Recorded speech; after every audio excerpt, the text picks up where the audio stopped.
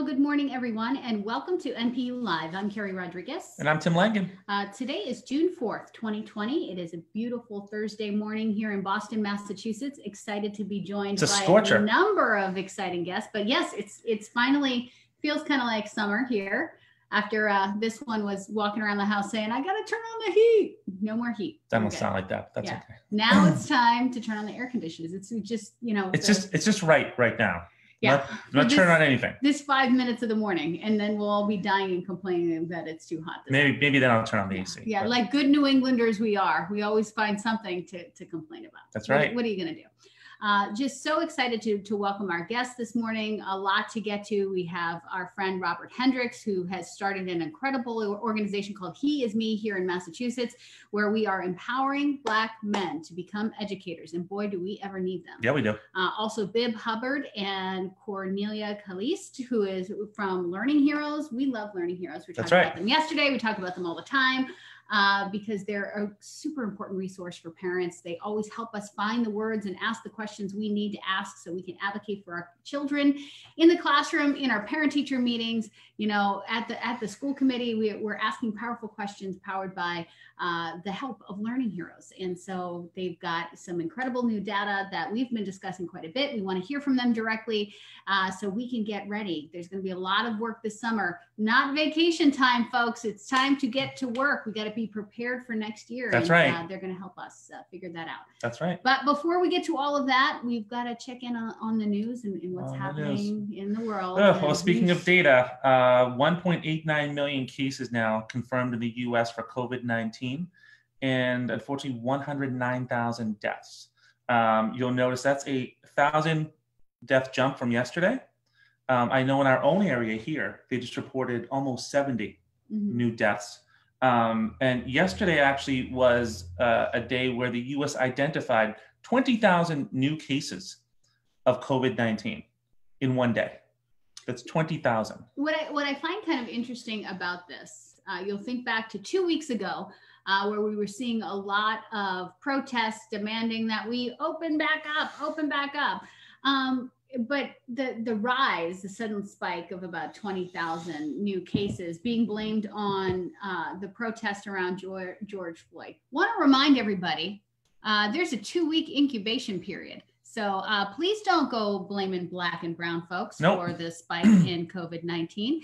And frankly, as we discussed yesterday, it is deeply unfair and unjust that, communities that are disproportionately impacted by COVID-19 are now being forced to march in the street for their lives, but march they must, because as has been the ongoing theme and conversation we've been having every morning, racism does not take a break because there is a pandemic. So you're not going to once again, shoulder the blame on Black and brown communities because they are forced to stand up and fight literally for their lives and the lives of our children, because they must march in the streets against the injustices that we are seeing continually perpetuated against our communities. So yeah, we're not going there.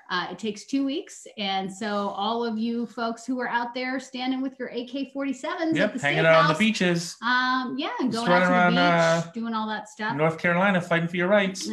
Prepare for round 2. That's right. And that's on you. So there you go. Anyway, we had our little bang on the table session there. I'm going to bring that back. Bang on the table. Bang on the table session. What are we banging about this morning? How about 1.9 million new unemployment claims last week, bringing the total right now to 42.6 million unemployed Americans. Stunning. And it looks like the forecast today, the Labor Department about to release its report on unemployment statistics. Looks like that we'll probably hit about 20% unemployment. 20% unemployment in this country. And again, because we live in the society we live in, disproportional impacts to Black and brown communities. So specifically Black Americans being hardest hit with unemployment. They are disproportionately impacted by COVID-19 because they're doing essential jobs. So we are just creating a big old mess. And we wonder why there are uprisings in the streets. Well, here you go. People are furious. Donald Trump has made a mess of our country. And even the generals are coming out. Generals who usually very stoic, don't have a lot to say. They're coming out and finally saying Donald Trump is making a mess of our democracy. He is ruining our Constitution, and we're in a lot of trouble. I believe it was said, someone, one of the military leaders said, Americans need to look elsewhere right now for leadership. Okay. I agree, though. I do agree with him. My God. Well, yeah, I mean, what more can you say? That's right. You know, and again, for our delegates of the National Parents Union, all of you out there, we know this is a moment where we all got to take a deep breath. Things that we have been yelling and screaming about for our entire lives. It feels like, you know, I've been yelling about this stuff for about 20 years now, in one way or another. And I know I see you, my brothers and sisters in this advocacy community. All of the things we were screaming about, you know, finally, you know, coming to light. We have to address these things, but you know, it's exhausting. It is exhausting for many of us in this community, but fight on we must, because this is about our children. It's about our families. It's about our future. And we don't have any time to waste. We got to double down and do our best work in this moment. But we see you tonight. The National Parents Council will be meeting. All of our fantastic delegates who make up our leadership body of this organization coming together. You know, as we shared with you last week, you know, it was just a moment. We meet every Thursday night, but it was just a moment for us to kind of share our hearts. A lot of crying, a lot of yelling, a lot of singing, a lot of praying together. We need that in this moment. So for all of you who are out on the front lines, we know this is painful. We know that this is hard and exhausting. We're going to take a moment tonight to come together, to pray together, to sing together, to share together, because we need those moments. We need to lean on each other in this space. So if you're feeling weary and tired and lost, come along with us. We are here for you. If you need some help and some support, you can find friendship and brotherhood here with all of us. So feel free to reach out to us in the comments. Feel free to email us at info@nationalparentsunion.org. Many organizations reaching out to us in this moment, wanting to join this movement, and you are welcome. And you will find a home with us as we do this important work. So we'll be doing that tonight, and hopefully replenishing our spirits, because we need it in this moment. That's right. That's right. Well, let's get started here. Yes. Let's get started into the show with our first guest here. Very excited to have him join us. He is part of the Massachusetts Educational Equity Partnership, of which Massachusetts Parents United, the National Parents Union, are a part, fighting for equity literally on the front lines. He is a wonderful new partner in this work, an inspiring man who sees a problem with the lack of Black men in the classroom. Frankly. That's right. Something we talk to our friend and one of our delegates, Sharif El-Mekki, about all the time. And Sharif does extraordinary work. I'd love to be seeing this on the local level, because it's just so needed. And we've been longtime supporters and partners of the Center for Black Educator Development. Love to be seeing this here in Massachusetts with He Is Me. So we are just so happy to welcome Robert Hendricks to the program with us. And he should be joining us. There he is. Hi, Robert. Good morning to you. Good morning. How are you? I am doing so well. Good. We're so blessed to have you with us this morning, talking to all of our parents. You know, we do this work together in Massachusetts, but this morning talking to a national audience, we want to lift up your voice. And we're going to stop right there, because I just want to give you a chance to check in. How are you in this moment? It's a tough moment for many of us on the front lines, you facing it in your own community. How are you doing right now? That's the best word I could use to answer that question is I'm managing. I'm still figuring out what everything means. The difficulty that I struggle with most is the feeling of deja vu from 5 or 6 years ago with the Black Lives Matter movement. So being out in the streets and marching at that time compared to now, it feels so much of the same.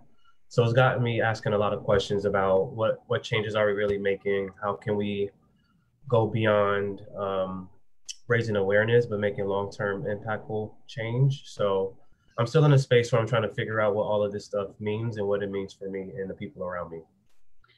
I gotta say, you know, I hear you when you say like you're tired, like this is a lot, you know, that this is we're seeing this over and over and over again. And you know, we've been talking a lot about, you know, because we're parents, we're families here.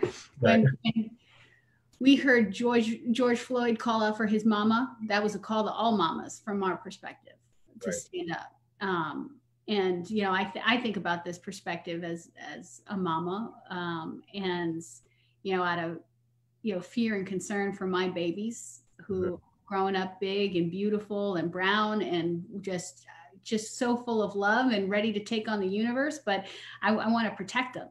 And, you know, I want to wrap them in bubble wrap. I want to keep them in the house. I want to stand in front of them before they meet anyone so I can properly introduce them to anyone in their life right now. But you can't live your life like that. Right. And being who you are in this world, you know, just walking through that, you know, before, you know, the uprisings that we're seeing across the country, you saw this as a problem and sought not to fight and fix it. And by starting your own organization and speaking truth to power, it's really hard to have conversations with folks and say, hey, we need more Black men in leadership in the classroom because our babies need to see themselves reflected. We know the outcomes. It's important, not just for kids like mine, but for all children to see Black excellence from day one. But then this happens and you gotta stay positive. How are you renewing your spirit? How are you replenishing in these moments? That's a great question. And that's something transparently that I'm still figuring out. But I will say that the work that we do does bring me a lot of solace and hope. I can go into detail in a little bit about our exact programs, but the fact that we center our curriculum and training with our boys around social emotional learning is so well timed right now. Not only are we developing by creating these lessons and creating a space for college students to facilitate these lessons with our kids, but we are learning from that. We are learning with them. This idea of shared learning is alive and real in our programming because we haven't figured it out yet. If we figured it out as adults, we wouldn't be in the situations that we continue to be in. So we're learning with our kids, and that is bringing me hope that this form of protest is a longer lasting one. This is one that could really help me grow, help our staff grow, and help our kids grow.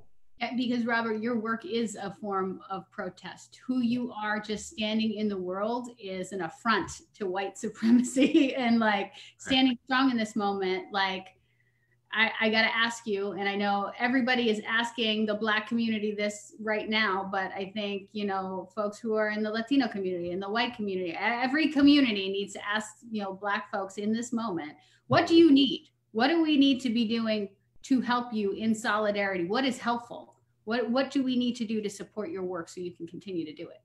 That's a great question too. I think most people, and call me naive, but I believe that most people do want change and are not happy with the world that we live in.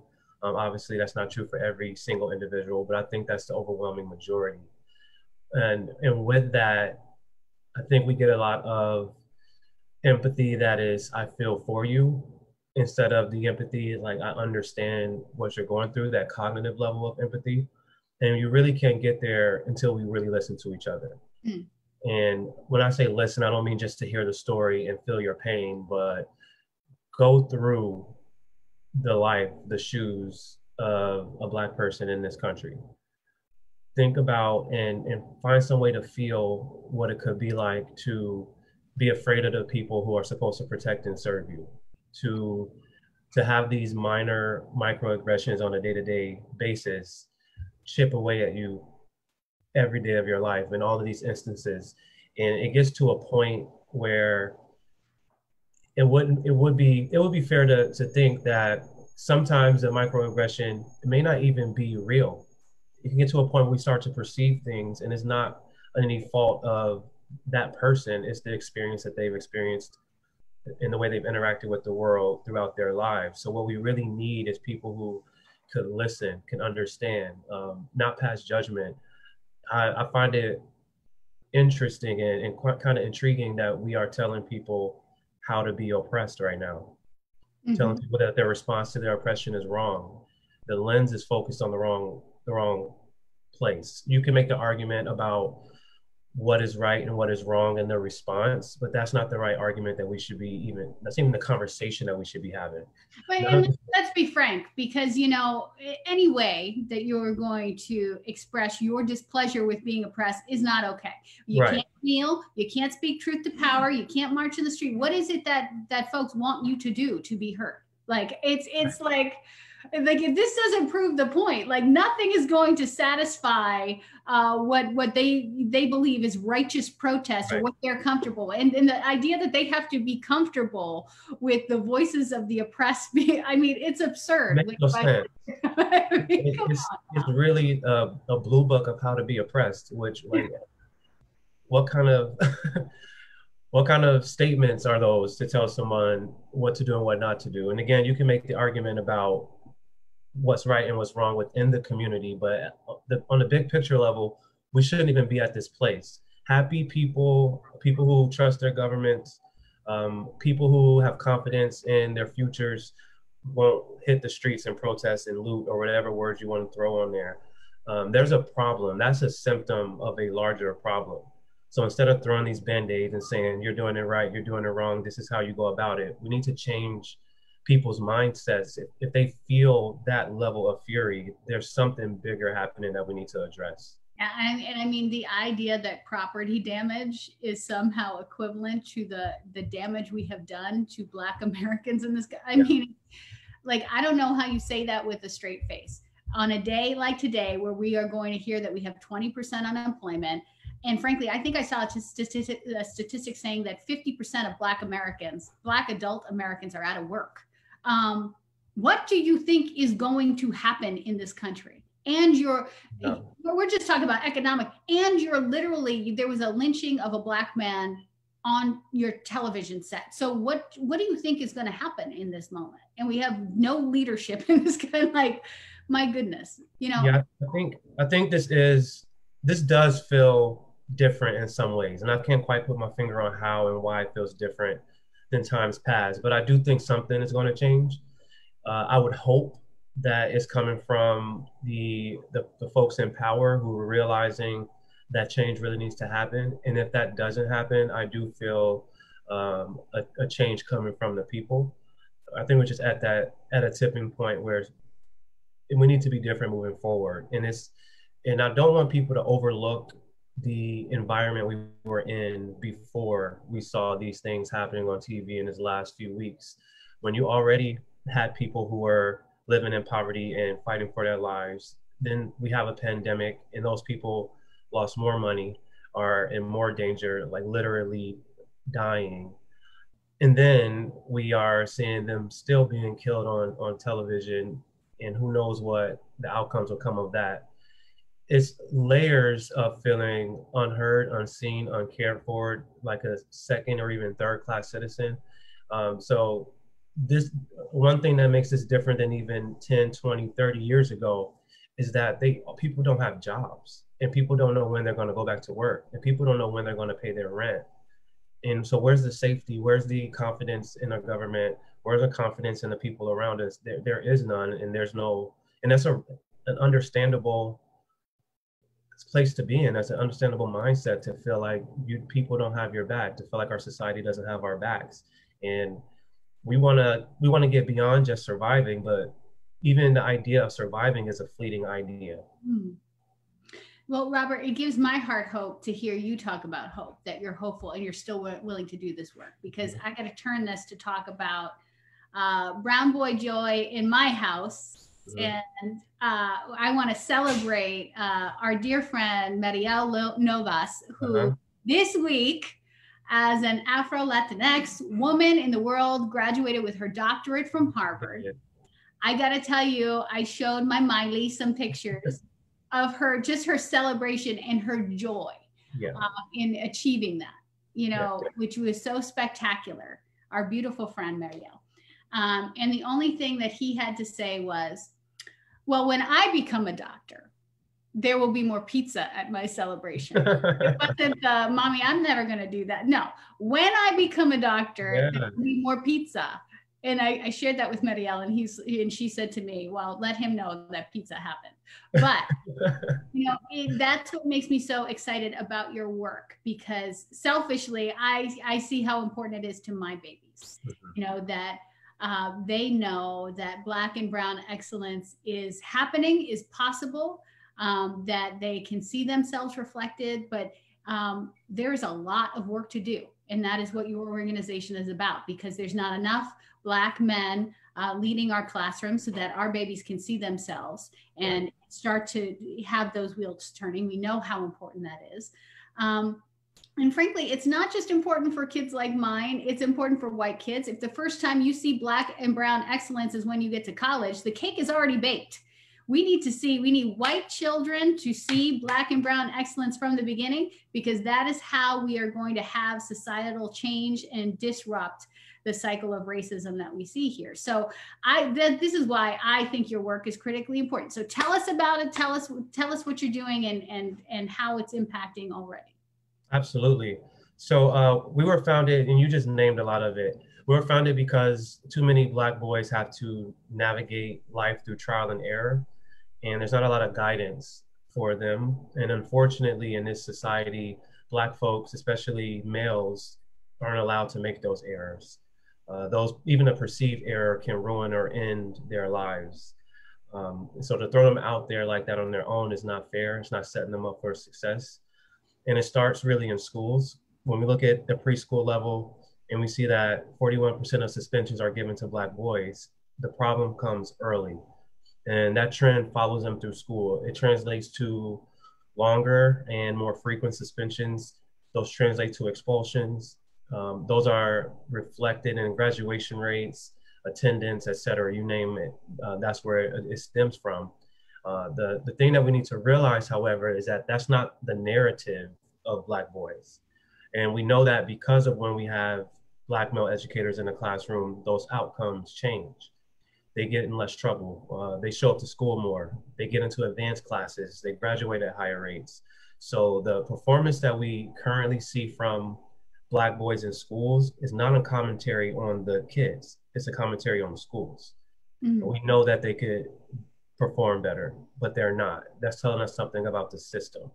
So instead of trying to change the boys with all these interventions and resource officers or different type of school model, we just need to change the actual system. And at He Is Me, we do this, as you said, by increasing the number of effective Black men who are in classrooms.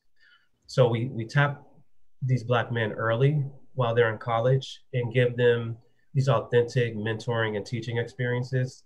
A lot of Black males like myself became educators through some experience. It wasn't an aspiration I had since a kid. It was a change of majors after my sophomore year of college, after having experiences. And so many other Black males have similar stories. So we tap them early to give them those experiences and give them training and development so they can be successful as teachers.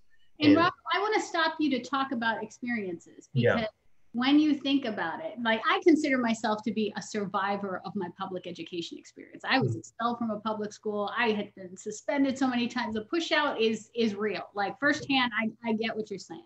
Yep. And so for me, like, I come to this work, trying to be a mama bear, because I don't want my babies to be hurt in that way.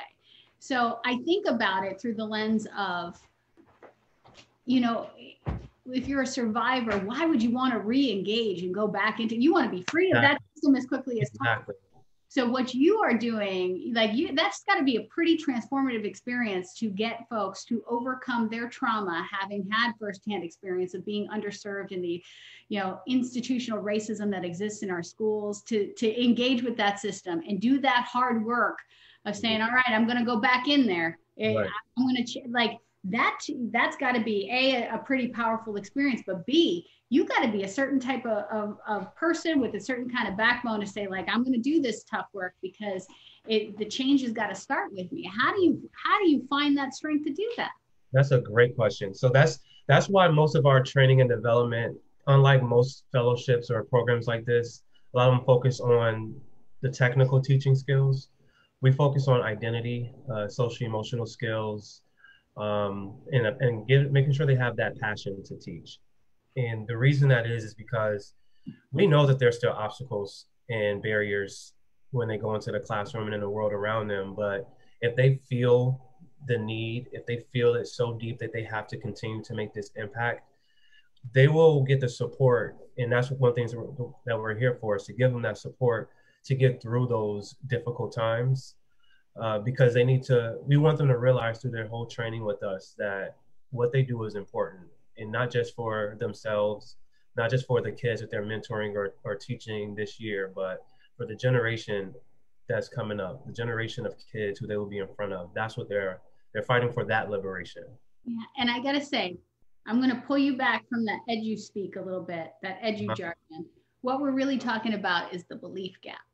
You know, it's about whether or not the person leading the classroom believes that our children are capable of not just proficiency, but excellence. You know, we have an epidemic in our schools of folks leading classrooms who say, you know, what do you want us to do with these kids from these people? Right. When you are, or you were one of these kids, and you are these people, it's a different conversation, because when you come from a mindset that our babies are broken and they're not capable, right. Like if you start from that deficit mindset and you don't believe that our children are bright and beautiful and capable, like how are you going to teach them if you've already given up from the jump just based on what you see? So when, you know, people who look like our children are leading our children bond with them because they see themselves, but those educators too see the future, you know, sitting in those classrooms. And I don't want to say every white educator, you know, comes from that mindset. I see white educators doing as, you know, powerful work, but implicit bias is a thing. Yep.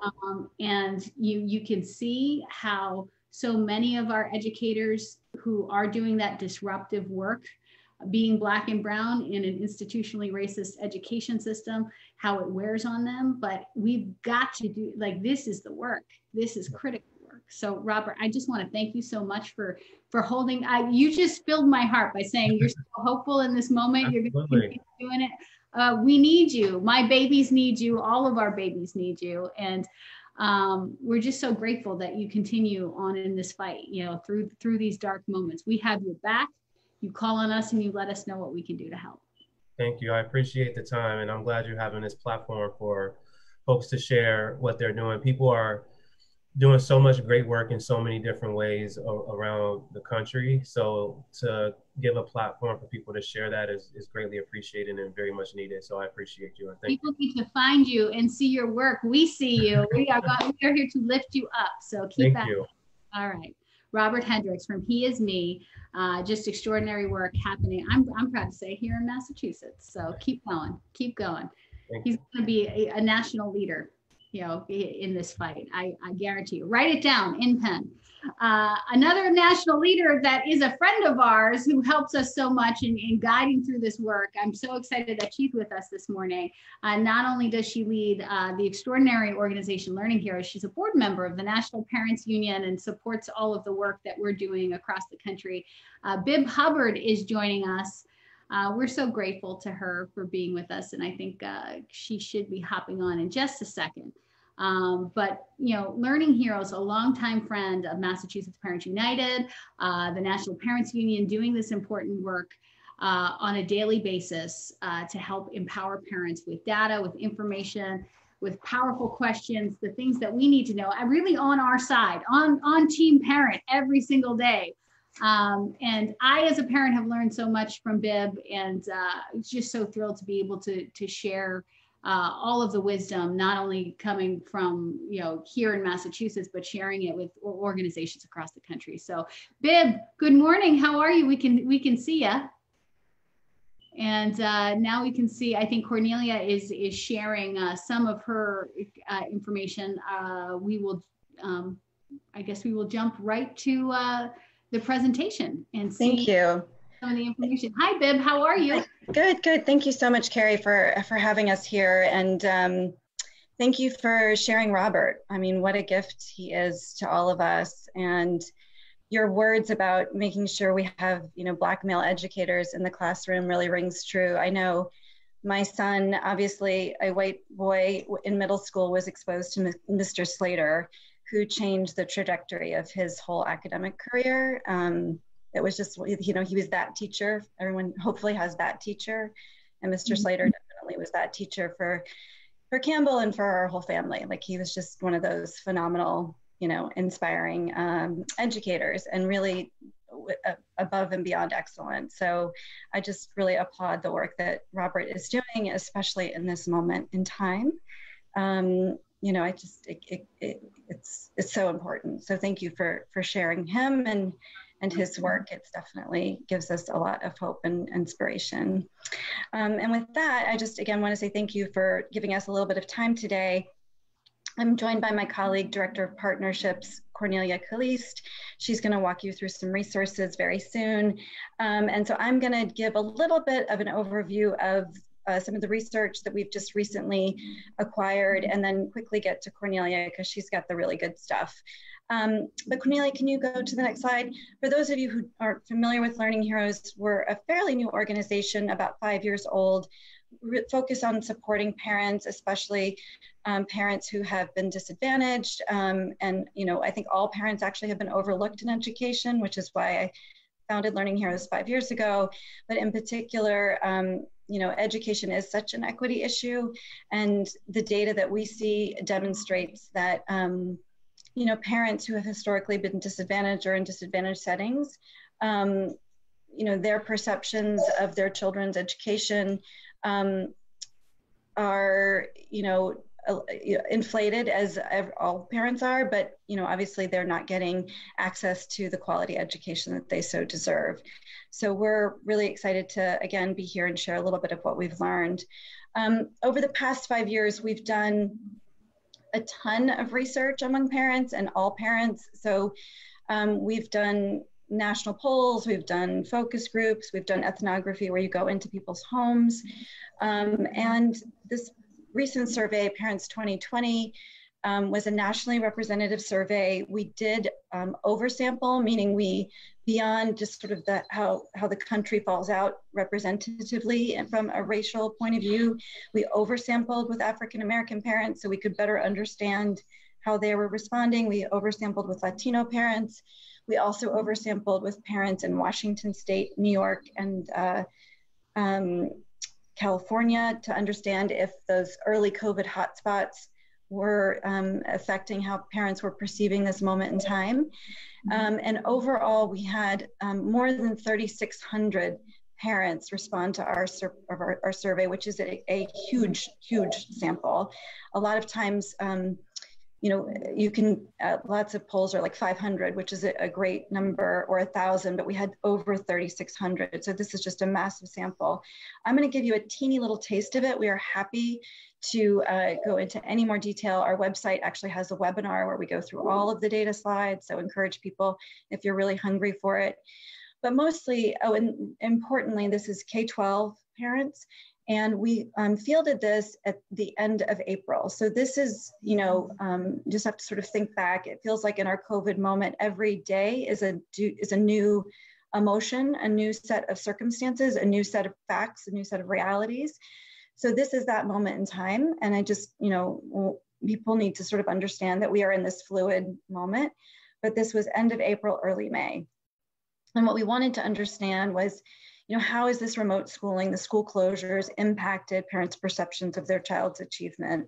And importantly, what keeps them up at night? And Keri, your data has shown some of this as well. How are schools and teachers interacting with parents? What's happening at home in terms of the supports that are being given from the district and from teachers? And then really importantly, what are parents going to do differently, potentially, as a result of this experience? And so I'm going to quickly go through, show you a video. So if Daniel can run the video, this will give you some highlights on our research in just a minute.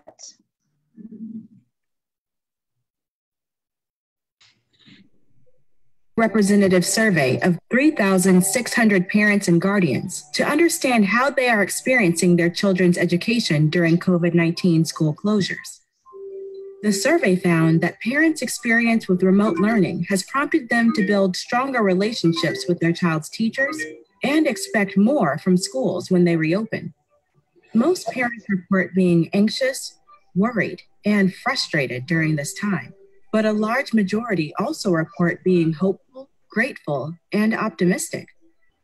Parents now feel more connected to their child's learning, but a significant gap remains between parents' perception of their child's achievement and the reality, with more than 9 in 10 parents thinking their child is at or above grade level in reading and math.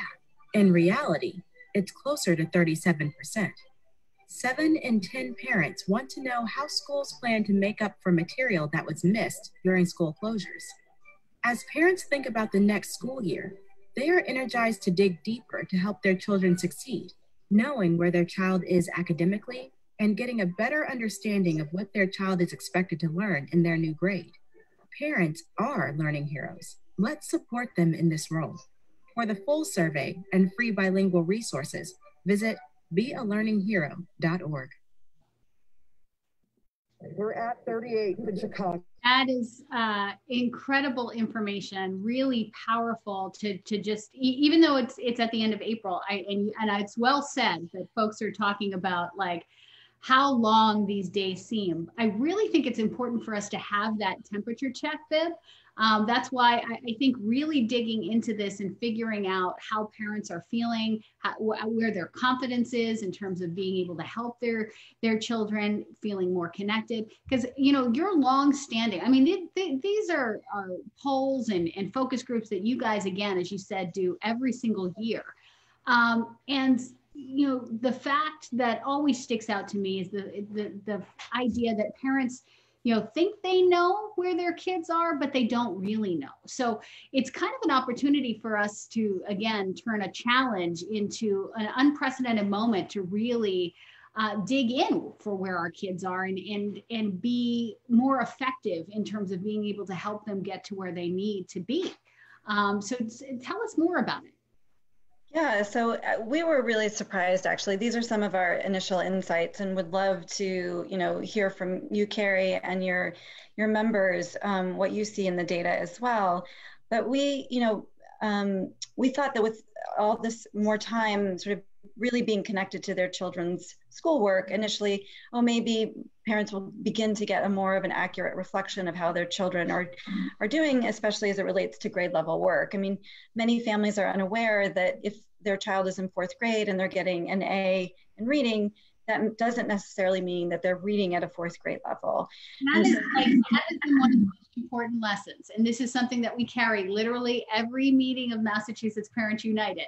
Every time we pass this to another organization across the country, what we see on report cards, it's not an accurate picture. And that was such an eye opener and came directly from the work of Learning Heroes.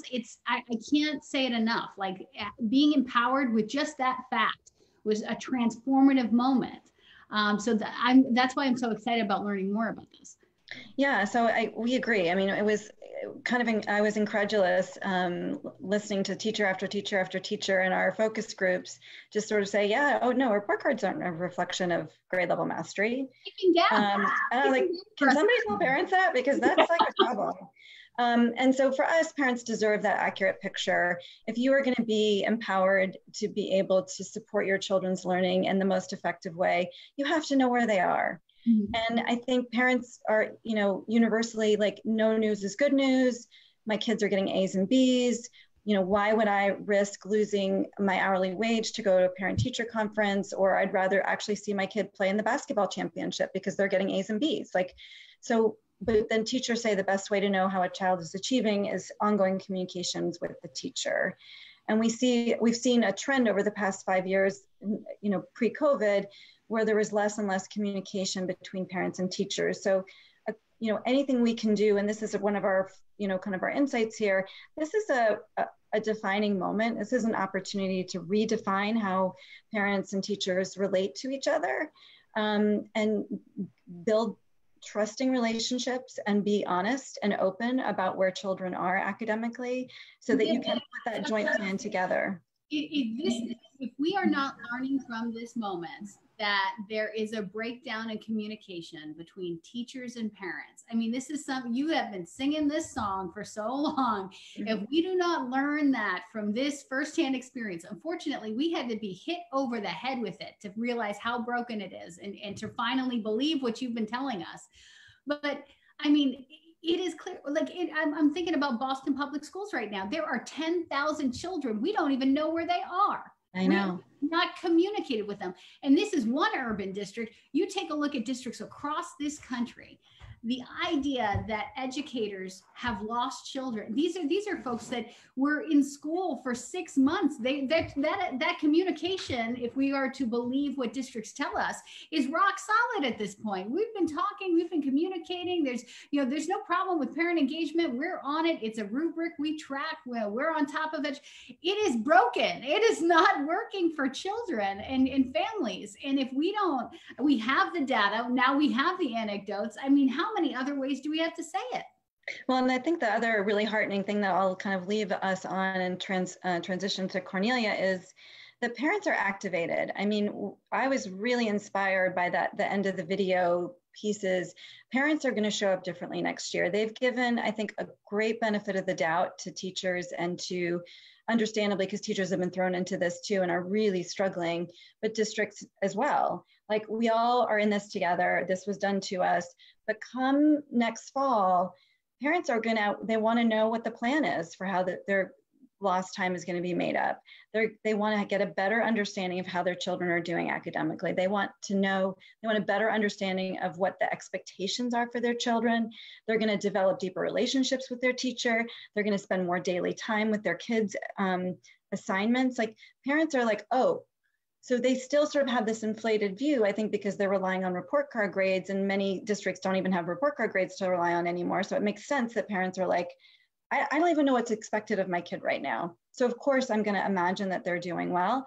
But next fall, districts need to support teachers in getting them the training and the capacity to be able to have these conversations with parents, because I think parents are going to show up.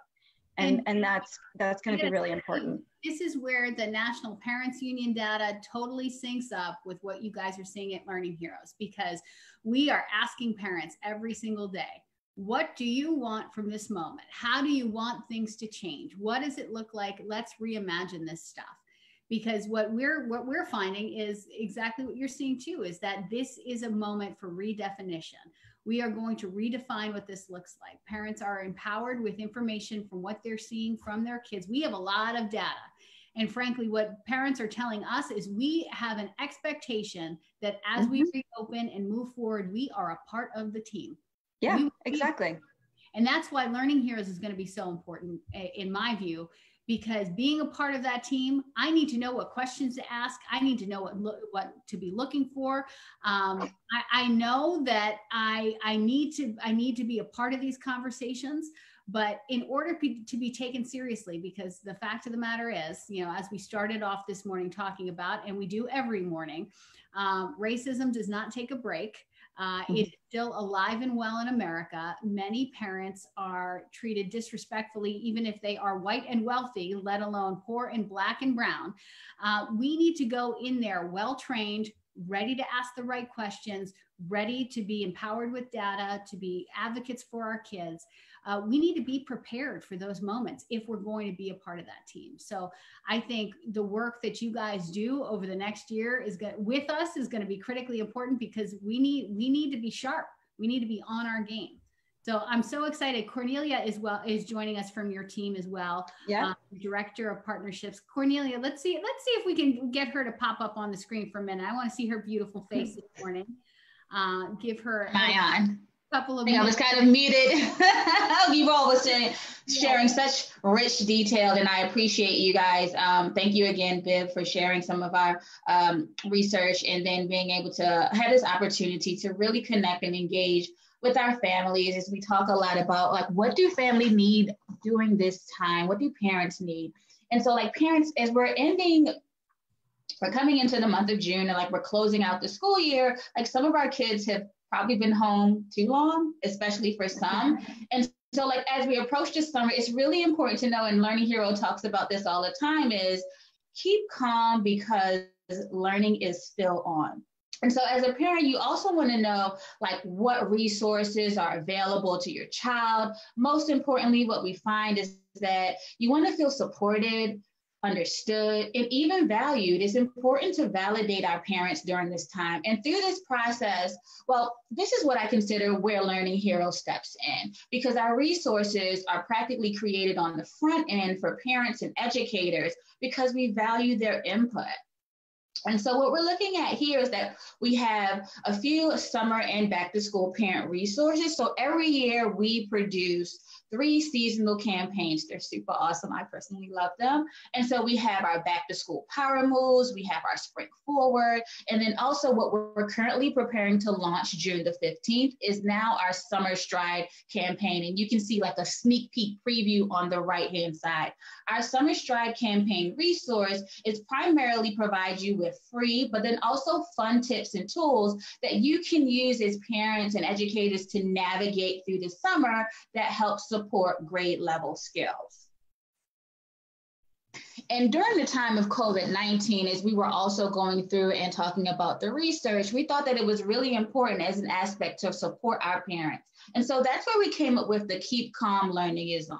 Our Keep Calm Learning is On guide is like a gut check for parents. You kind of want to know, like, I'm sorry, the readiness check is more of a gut check, but as far as for our Keep Calm Learning On is guide is a checklist, and it really provides you more of an area where you can look at math, reading, and like, let's not forget about life skills. Sometimes I think we focus so much on education and making sure our children is on grade level and what academic supports you need, but life skills is also incorporated into that.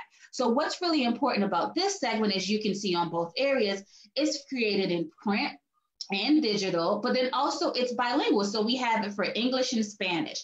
It's also a guide that provides you with great videos and supports that supports your child during the learning capacity and identifying emotions that they may be feeling during that time. You can also use this tool. What's really engaging is to maximize family time. You can have your child actually walk through the checklist so you don't always have to feel that like you're the teacher. It's really important during this time to like empower your child to also take the lead.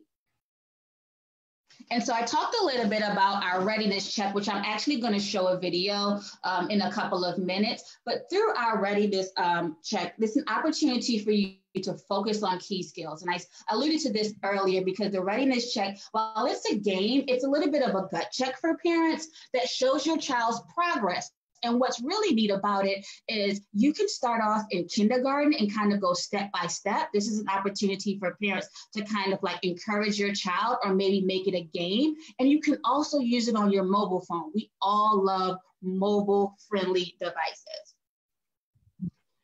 Keeping a routine during this time. On our website, you're able to see like examples of schedules during the day. And so I know parents have like little ones and like, how do you keep your little ones on a schedule, like have some buy-in. When you're having breakfast with your child, it's a great opportunity to talk about, what are you learning today? What do you want to learn today?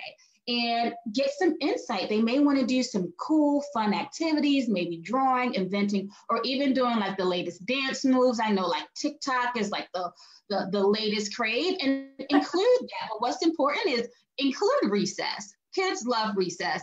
Adults love recess. I think they call it happy hour. But nonetheless, I think it's important when you're keeping that routine, have an area where kids know that you can post it and they're familiar with the day, and then they'll use that to kind of structure the day and include breaks. That's important as well. Staying connected is also important. We talk a lot about this during like where that redefining relationships, as Bib alluded to, that we found so much information from our research, and this is the time to redefine relationships. As we're closing out, going into the summer, it's an unknown, but how can you be best prepared? I encourage parents to be able to connect with their teachers at the end of the school year, because there is a plan for digital learning. Stay in touch with teachers and inform them, like, what is your style of communications? As a parent, it's important for you to also be vocal and being able to speak out and ask for help, and maybe asking them for different tools or supports that also connects with what we provide you to make sure that learning still happens during this time. Yeah, Cornelia, and I just want to underline for folks too, because while some districts are providing some plans for over the summer, there are many that are not. And there are many teachers that are saying, thank you, and we will see you next year, whatever that looks like.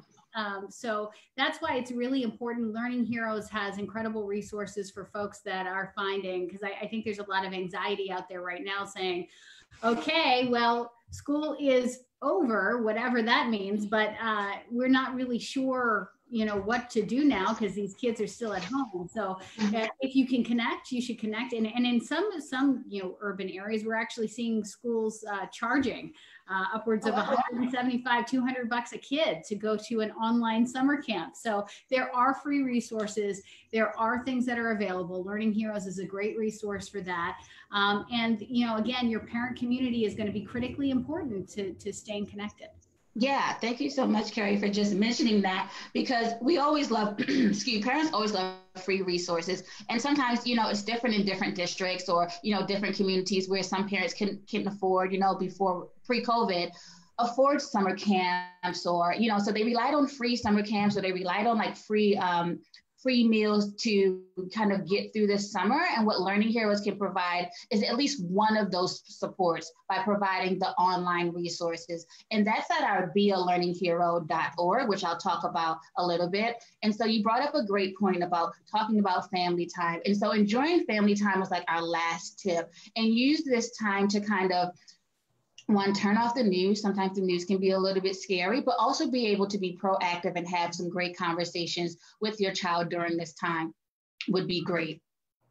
And so here, as you had an opportunity, I went through a couple of our resources, but there's so much more on our website. And we provide these resources for parents, educators, and organizations. We also have co-branded tools that we're willing to be able to support and help manipulate and guide different organizations or even parents to that what best fits your needs. And so please go to bealearninghero.org if you would like to see a lot of our family engagement resources.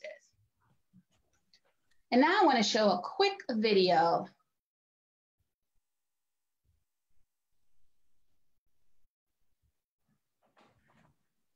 Daniel. Oh, thanks, Daniel.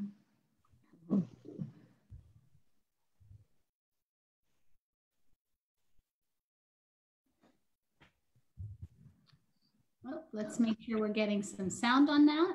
Yeah. In grades K through 8, your child will answer 3 to 5 questions about math and reading. It only takes a few minutes, and it isn't a test. It's more like a game. You might be surprised by what your child does and doesn't know. Aiden, hiciste muy bien. You did really well. At the end, you'll get fun, free activities and resources to help your child succeed in school. You can share what you've learned with your child's teacher. Hi, nice to meet you. So you can work together to make sure your child stays on track. Keep reading the books you enjoy. And I think it's good to talk about what's happening in the stories.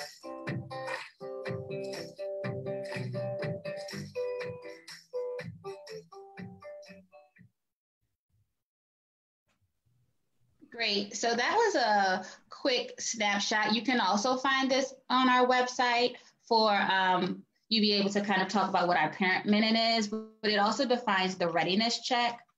Sorry, I got to go to the next slide and it's not having a good day. And I really think the readiness check, and if folks aren't familiar with the Learning Heroes readiness check, it's a really powerful tool in the best of times. But I think this year, now more than ever, it's going to be critically important. So would love to hear you guys talk about that. Yeah, and so Keri, we went over like a lot of information, but you know what's really important? Because we listen to parents, we created the readiness check. As you had an opportunity to view the video, I just want our viewers to be able to take a quick moment, a brief moment to look at the 3 checkpoints that I noted here.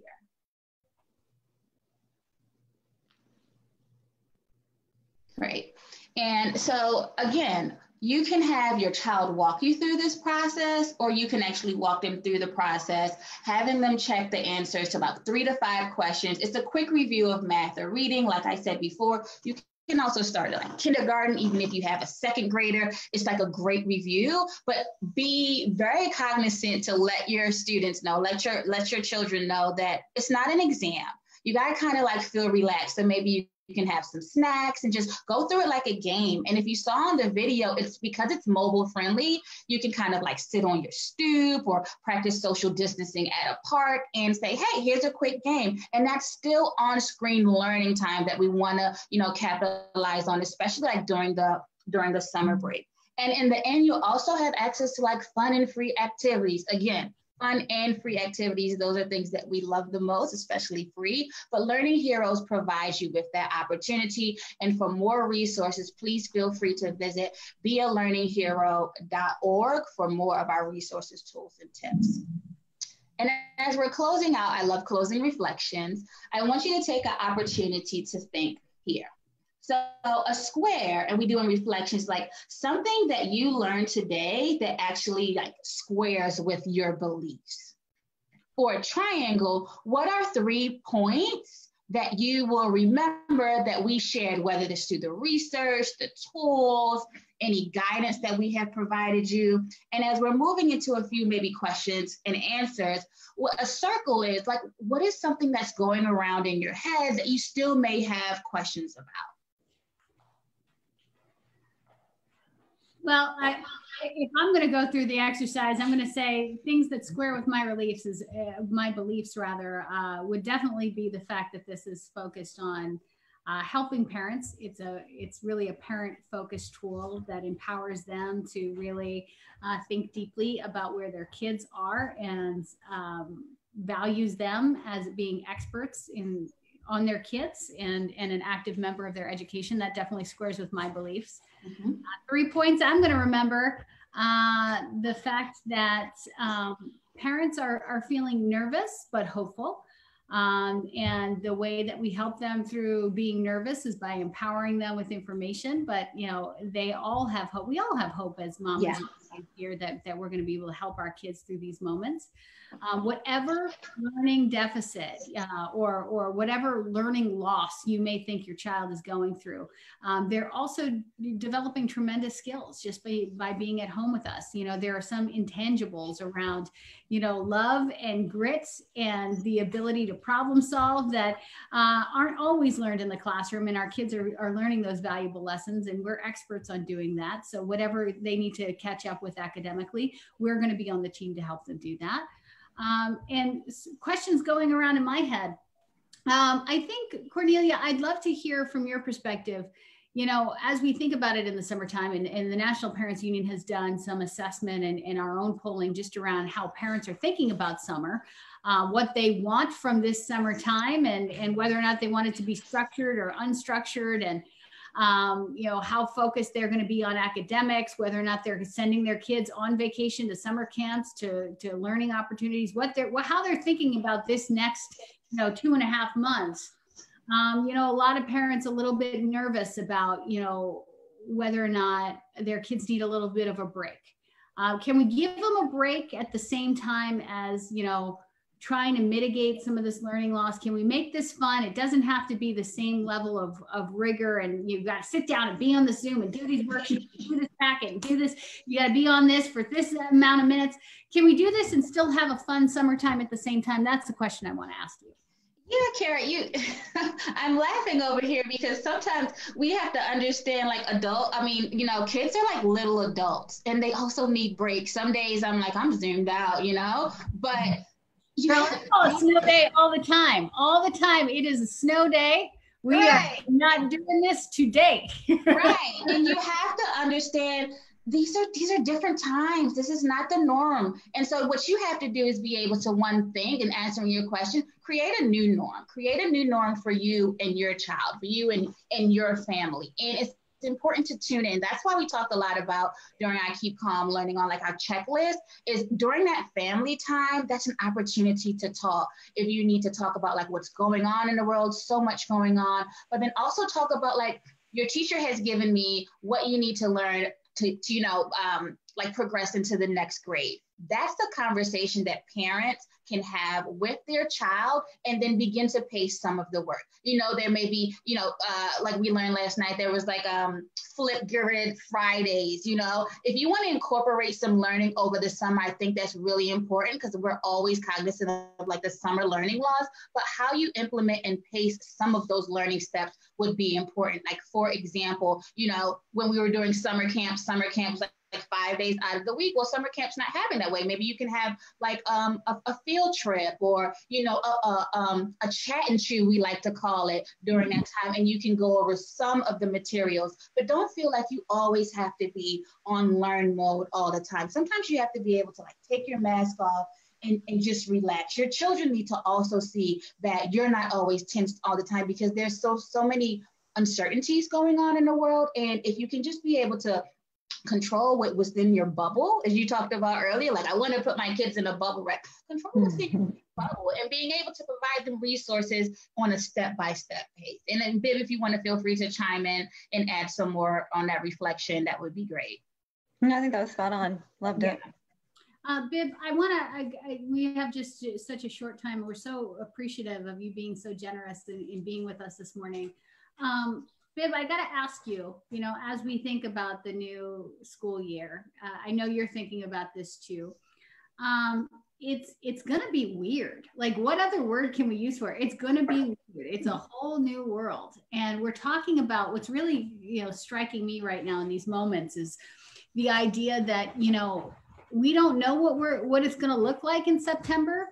And we're going to have our kids going back to school, whatever that means, and having to build relationships with folks, maybe via Zoom, like folks that don't know our kids, and maybe can see where they were on paper, you know, this past March, and that's all they really have to go on.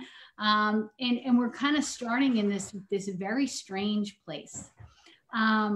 Are you guys thinking about, like, I'm thinking about, how do I help parents, you know, embark on relationships where you're not going to have that sit down, perhaps with a teacher, you know, across the table, where you're introducing your child and you're learning about this new teacher and what's expected of the next grade. And we have all of this information and this data about how our kids learn. We're seeing it, you know, in our living rooms, and there's a lot of information we have that we need to get to those educators, and that's going to be a part of this relationship building. How are you guys thinking about that, and giving parents the language and the capacity and just, you know, the know-how that we need to be going into those conversations in an empowered way? Yeah, I think that's, you know, we're experiencing 14,000 different school districts, all which of whom have different approaches, because there has been very little leadership, if any, around, you know, how this is all going to roll out, because it's been happening in real time. And I think we're going to continue to see a wide variety of approaches as we go into the fall, and fearful for, you know, the families whose districts, you know, don't give them, you know, aren't serving them well, let's just say. So we are creating a couple of tools, and actually it's in the Summer Stride campaign. So encourage folks to go and check that out after June 16th when it gets launched. But we've created a tool for parents to be able to sort of document their observations. It gives a place for the student, their child, to sort of document what they know about their learning, where they really feel strong and successful, and where they feel like they need a lot more support. And we've done quite a bit, and we all do this anecdotally with our children and their friends, but we've also done it scientifically with our data. We've interviewed students, third graders, second graders, fourth graders, like they are spot on. They know exactly where they need help. And so this allows for the child's observations and questions, and then, you know, we'll give it's sort of a digital opportunity to share with the teacher with some curated questions to begin to build that trusting relationship. And I think we can lean on lots of the really strong family engagement strategies that have been out there by the Flamboyant Foundation, APTT at West Ed. Like, there are many ways that teachers and families are engaging in productive, meaningful ways. It's not happening at scale, but we know how to have that work. And so I think we just have to sort of put that in our online world. So more Zoom chats and other kinds of mechanisms so that teachers and parents can have those conversations in a way that's not overwhelming. I mean, one of the things we found in our data, I'll leave you on, just, you know, most parents are getting emails from teachers, and anecdotally we hear from parents like, oh my gosh, I can't even look at the emails anymore because I've gotten too many. Amen. When you ask parents like, what's the most effective way to hear from a teacher, it's a phone call or it's a text, right? You want it to be personal. You want it to be about you and your kid and that whatever is happening in that moment. You know, so I think the more that schools can create mechanisms to connect parents and teachers in that more personal way is going to be really important. So we're creating tools to help parents be able to facilitate that side. And then we'll be working with SEAs and LEAs and to encourage them to make sure that they're building the teacher capacity and prioritizing support for teachers around being able to have those conversations so it's happening from both sides. Yeah, Bib, I got to tell you, biggest missed opportunity in this moment was that 3-4 week window where it was radio silence. Yeah. You know, where, I would have loved personally to have teachers picking up the phone saying, hey, this is what I know about David. This is what I know about Matthew. Here's how you can help them. Right. And they were, you know, and teachers were reeling too, right? Like they were like, oh my gosh. And districts were not giving great guidance about like, what does this even mean? So we now have the summer to plan for it. And we have the summer to sort of put those protocols in place so that that doesn't happen again. And teachers do have clear direction and clear support and training. Because like, it's hard to figure out Zoom in real time. Right. Like, you know, so, but now we have the time to plan. And so I think parents are going to expect more when they go back to school. This is really what the data is telling us from our polling is that the expectation is that, okay, emergency education is over. Our expectation is that you're digging in and you're going to have a solid plan. You got some running room here. Figure it out, tell us what to do, and let's all get on the same page so we do not have a hot mess in September. Yeah, and let's bring the parents into the equation as opposed to putting them on the sidelines like they've traditionally done. Like parents are now a part of the equation. And so finding ways to facilitate that, I think, are going to be really essential. So we're spending time to sort of help support parents in that piece. We're, you know, to the extent that we can help build that teacher capacity and work with our SCA partners and our LEA partners to encourage them to do the same is where we hope this will all kind of come together. But it's going to be messy. It is. We've got a lot of work to do, Bib. Oh my goodness. Amen, sister. Yeah, Bib and Cornelia joining us from Learning Heroes. I have a feeling we're going to be talking to them a lot over the next few months as we try to figure this out together as a parent community and those empowering parents on the front lines so that we can get this information out to the people who need it. Bib, thank you so much. Cornelia, thank you so much. Thank you. Really appreciate the opportunity. It was great to see you guys. Be well and be safe. You too. And that's another edition of NPU Live here, live from Boston. I'm so grateful for our friends for joining us. Robert Hendricks from He Is Me, Bib Hubbard, Cornelia Calise joining us from Learning Heroes. Just so grateful that they are sharing their experiences and their wisdom and their data with us so that we can empower parents across the country this morning. Yep, I think it's great just for parents to know that even though summer's coming, NPU will still be bringing you the resources you need to help with your kids. Yeah, we know where everybody's got to take a break. We cannot work straight through summer and not enjoy some time, enjoy the sunshine. We're going to need it because all indications show us that the fall is going to be a tough one. And so we need time to kind of replenish our spirits, you know, do that. But at the same time, you've got to be mindful of preparing so that we're ready to go into the fall to advocate for our kids. They need it. That's right. Thanks for being with us this morning. We'll be back again tomorrow, live from Boston. It's NPU Live. Have a nice day, everyone.